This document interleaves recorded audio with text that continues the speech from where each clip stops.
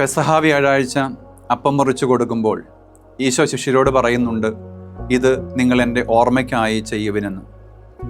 വലിയ ആഴ്ചയിലെ എല്ലാ സംഭവങ്ങളെയും ദൈവം മനുഷ്യ മനസ്സിൽ ആഴത്തിൽ ആലേഖനം ചെയ്യാൻ തക്ക വിധത്തിലാണ് ക്രമീകരിക്കുന്നത്. നൂറ്റാണ്ടുകൾ നീളുന്ന മാനവചരിത്രത്തിലേക്ക് വിജയത്തിൻ്റെയും പരാജയത്തിൻ്റെയും കടുത്ത വർണ്ണങ്ങളുടെ ഓർമ്മയാണ് ഓശാന ഞായറും പെസഹ വ്യാഴവും ദുഃഖവെള്ളിയും പിന്നെ ഈസ്റ്ററും വഴി ദൈവം ചേർത്ത് വയ്ക്കുന്നത്. ഓശാന ഞായറാഴ്ചയിലെ ക്രിസ്തുവിൻ്റെ ജെറുസലേം പ്രവേശം ഒരു പ്രവചന പൂർത്തീകരണത്തിൻ്റെയും ആന്തരിക ബാഹ്യ ലോകങ്ങളുടെ അർത്ഥതലങ്ങൾ തമ്മിലുള്ള അന്തരം വ്യക്തമാക്കുന്നതിൻ്റെയും മുഹൂർത്തമാണ്. ഉപരിപ്ലവമായി മാത്രം ചിന്തിക്കുന്നവരെയും ലളിതമനസ്കരെയും ഒരുപോലെ തെറ്റിദ്ധരിപ്പിക്കാൻ പോകുന്ന ചേരുവകൾ ഈ ദിനത്തിലുണ്ട്.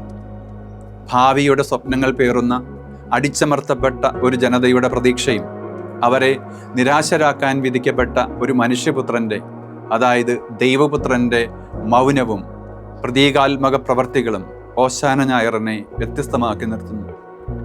വലിയ ജനക്കൂട്ടത്തിൻ്റെ ആരവങ്ങൾക്കിടയിൽ മിശിഹാ ദർശനം ഭൗമികമായി മാത്രം മനസ്സിലാക്കുന്ന ഒരു ജനത ക്രിസ്തുവിൽ ഇസ്രായേലിൻ്റെ ഭാവി രാജാവിനെയും അവനിലൂടെ സമൃദ്ധിയുള്ള ഭാവി രാജ്യത്തെയും സ്വപ്നം കണ്ടു തുടങ്ങുന്നതാണ് ഓശാന ഞായറിലെ ഘോഷയാത്ര.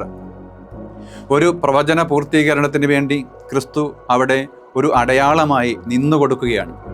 അവനറിയാം വർത്തമാനകാലം ഒരിക്കലും വചനവ്യാഖ്യാനത്തിന് ഉതകുന്നതല്ല എന്ന്. പ്രവാചകൻ ഒഴികെ മറ്റാരും വർത്തമാനകാലത്തിൽ പ്രവചന പൂർത്തീകരണം തിരിച്ചറിയുന്നില്ല. ക്രിസ്തുവിനതറിയാം. ഭാവിക്ക് വേണ്ടി അവന് വിജയിയെപ്പോലെ നിന്നുകൊടുക്കേണ്ടതുണ്ട്, അതും ഉള്ളിൽ കനൽ പേറിക്കൊണ്ട്. പൊതുജനത്തെ സംബന്ധിച്ചിടത്തോളം രാജാവ് കഴുതപ്പുറത്താണോ കുതിരപ്പുറത്താണോ വരുന്നത് എന്നത് പ്രസക്തമല്ല എന്ന് ഇവിടെ നാം കാണുന്നുണ്ട്. കഴുതപ്പുറത്തും അവർ കാണുന്നത് ക്രിസ്തു എന്ന വിജയിയാകാൻ പോകുന്ന രാജാവിനെയാണ്. ജനക്കൂട്ടവും ആരവങ്ങളും അവരറിയാതെ തന്നെ മനുഷ്യരെ ഉന്മത്തരാക്കുന്നു. ക്രിസ്തുവും ഇവിടെ കൃത്യതയോടെ പെരുമാറുന്നത് നാം കാണുന്നുണ്ട്. അവനറിയാം ആരവങ്ങൾക്കപ്പുറം കാത്തിരിക്കുന്നത് തിരസ്കരണത്തിൻ്റെ നോവാണെന്ന്. ജനം വിജയത്തിൻ്റെ രാജസിംഹാസനം സ്വപ്നം കാണുമ്പോൾ ക്രിസ്തു വിനയത്തിൻ്റെ കഴുത സവാരി തിരഞ്ഞെടുക്കുന്നു. അത് സമാധാന സന്ദേശത്തിൻ്റെ അടയാളം കൂടിയാണ്.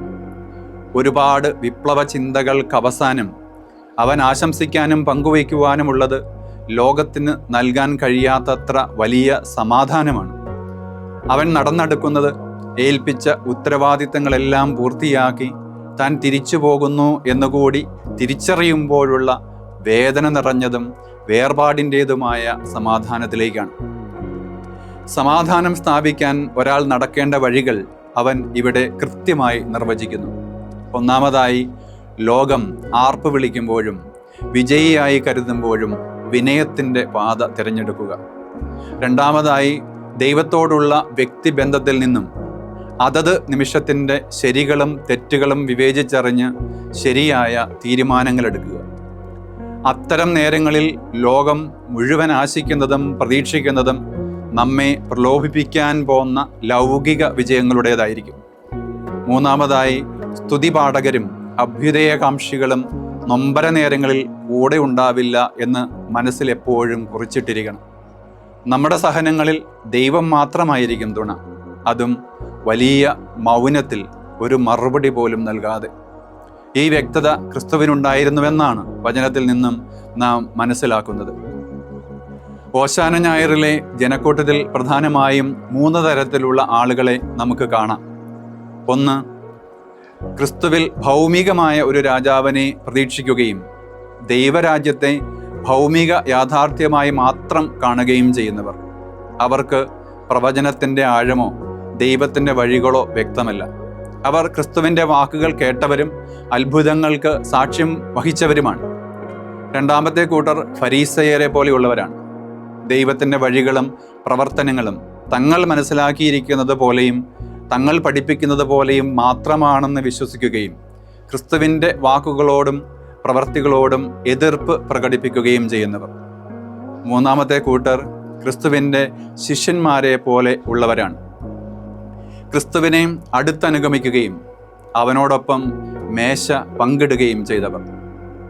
ദൈവത്തിന് ഏറ്റവും പ്രിയപ്പെട്ടവർ തങ്ങളാണെന്ന് വിശ്വസിക്കുന്നവരും ദൈവത്തിൻ്റെ വക്താക്കളുമാണിവർ. പക്ഷേ ദൈവത്തിൻ്റെ വഴികളുടെ നിഗൂഢതയോ ആഴമോ ഗ്രഹിക്കുവാൻ കഴിവില്ലാത്ത ഇവർ പക്ഷേ ക്രിസ്തു സ്നേഹത്തിൽ സത്യസന്ധതയുള്ളവരാണ്. അതുകൊണ്ടാണ് കാലത്തിൻ്റെ പൂർത്തീകരണത്തിൽ അവർ ദൈവത്താൽ നയിക്കപ്പെടുന്നവരായി ശക്തി പ്രാപിക്കുന്നത്. ഈ 3 കൂട്ടരെയും ഇന്നും നമുക്കിടയിൽ കാണാം. ഓശാന ഞായർ നൽകുന്ന പ്രധാന സന്ദേശങ്ങൾ ഇവയാണ്. ഒന്നാമതായി, ദൈവത്തിൻ്റെ പദ്ധതികൾ നിഗൂഢമാണെന്ന് എളിമയോടെ വിശ്വസിക്കാനും ഏറ്റുപറയാനും നമുക്ക് കഴിയണം. രണ്ടാമതായി, ക്രിസ്തുവിന് ഓശാന പാടുന്ന ലളിതമനസ്കരായ മനുഷ്യരെ പോലെ നമുക്കറിയാവുന്ന വിധത്തിൽ എപ്പോഴും ദൈവത്തെ മഹത്വപ്പെടുത്താൻ നമുക്ക് ധൈര്യമുണ്ടാകണം. മൂന്നാമതായി, ദൈവത്തിൻ്റെ വഴികൾ എപ്പോഴും എളിമയുടെ വഴികളാണെന്ന് തിരിച്ചറിഞ്ഞ് അവ തിരഞ്ഞെടുക്കുവാനുള്ള ആർജവത്വം നമുക്കുണ്ടാകണം.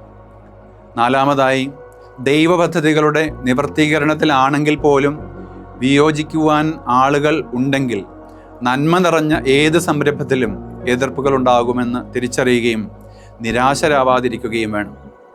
അഞ്ചാമതായി, നിങ്ങൾ നിശബ്ദരായിരുന്നാൽ കല്ലുകൾ ആർത്തു വിളിക്കുമെന്ന ക്രിസ്തുവിൻ്റെ ഓർമ്മപ്പെടുത്തലുകൾ നെഞ്ചിലേറ്റണം. അത് എന്നും കൃതജ്ഞതയോടെ ഉള്ളവരാകാൻ വേണ്ടിയുള്ള ആഹ്വാനമാണ്. നന്ദി പ്രകാശനം ശരിയായ പ്രാർത്ഥനയും ക്രിസ്തു ശിഷ്യൻ്റെ അല്ലെങ്കിൽ ക്രിസ്തു ശിഷ്യയുടെ മുഖമുദ്രയുമാണ്.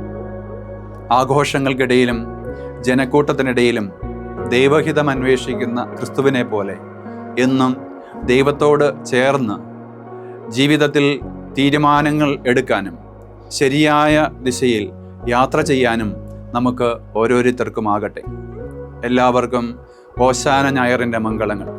ഒപ്പം ആഴമേറിയ ധ്യാനത്തിൻ്റെ വലിയ ആഴ്ച അനുഭവവും നേരുന്നു.